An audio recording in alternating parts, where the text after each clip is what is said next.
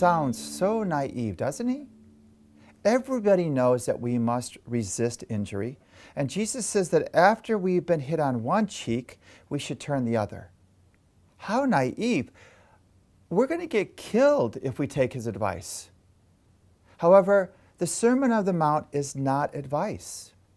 It is the Lord's command, yet we rationalize that Jesus' message on the Sermon on the Mount is poetic or maybe symbolic, anything but literal. Now, sometimes Jesus doesn't speak literally. I get it. For example, he said to gouge out our eye. So we're tempted to assume that the Sermon on the Mount, especially this part of it, must not be literal. Jesus did literally turn the other cheek, hand his garments over, walk the extra mile, even walking up to Mount Calvary to be crucified.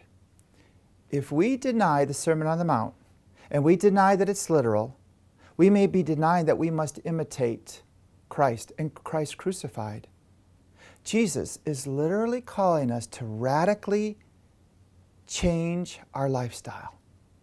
Following Jesus is not just a modification of a worldly life, but it's an utterly new way to live. Will you or I decide to be a Christian on Jesus' terms?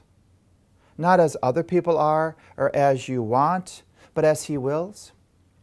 Accept the preacher and the preaching of the Sermon on the Mount.